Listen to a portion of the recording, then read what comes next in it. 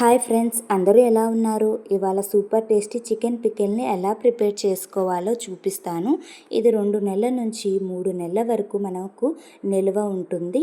ముందుగా చిన్నగా కట్ చేసి పెట్టుకున్న 1/2 కిలో చికెన్ని తీసుకొని కొద్దిగా పసుపు, కొద్దిగా ఉప్పుని వేసుకొని బాగా కలుపుకోవాలి. దీనిని బాగా కలుపుకొని పక్కన పెట్టుకోవాలి. తర్వాత మనము స్టవ్ ఆన్ చేసి కడాయిని పెట్టుకోవాలి.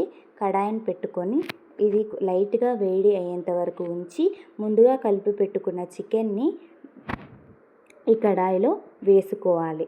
ఇది బాగా రోస్ట్ అయ్యేంత వరకు ఉంచాలి. ఇది 5 మినిట్స్ వేడి అయిన తర్వాత మనకి దీనిలో నుంచి వాటర్ అనేవి వస్తాయి. ఈ వాటర్ అనేవి ఇంకిపోయేంత వరకు మనం దీన్ని రోస్ట్ చేసుకోవాలి. మన ఛానల్ని కొత్తగా ఎవరైనా చూస్తున్నట్టయితే సబ్స్క్రైబ్ చేసుకోండి, లైక్ చేసి షేర్ చేయండి ఫ్రెండ్స్. మనము ఇది చూడండి, చికెన్లో నుంచి వాటర్ అనేవి వచ్చాయి కదా, ఇది వాటర్ అంతా ఇంకిపోయేంత వరకు మనము ఈ చికెన్ని రోస్ట్ చేసుకోవాలి. చూడండి, వాటర్ అంతా ఇంకిపోతుంది కదా. ఇంకిపోయిన తర్వాత మనము ఈ చికెన్ని ఒక ప్లేట్లో పక్కకు తీసుకొని పెట్టుకోవాలి. ఈ చికెన్ పికిల్ 2 నెలల నుంచి 3 నెలల వరకు మనకి నిల్వ ఉంటుంది. తర్వాత మనము చికెన్కి కావాల్సిన మసాలాని ప్రిపేర్ చేసుకున్నాము.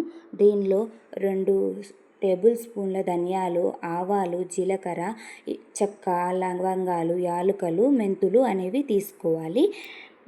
ఒక కడాయిని పెట్టుకొని లైట్గా వేడి అయిన తర్వాత ఈ మసాలా దినుసులన్నీ వేసుకొని మనము రోస్ట్ చేసుకోవాలి. ఇవి బాగా రోస్ట్ అయిన తర్వాత మనము దీనిని కొద్దిగా స్మెల్ వచ్చేంత వరకు మనం దీన్ని రోస్ట్ చేసుకోవాలి. తర్వాత ఇది చల్లగా అయ్యేంత వరకు పక్కన పెట్టుకోవాలి. తర్వాత మనము కడాయిని పెట్టుకొని 1 కప్పు ఆయిల్ని వేసుకోవాలి.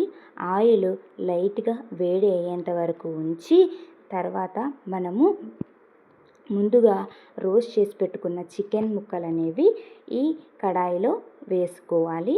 వేసుకున్న తర్వాత ఈ చికెన్ ముక్కలు అనేవి ఫ్రై అవ్వాలంటే కొద్దిగా టైం పడుతుంది కదా, ఇది మధ్య మధ్యలో కలుపుతూ ఉండాలి.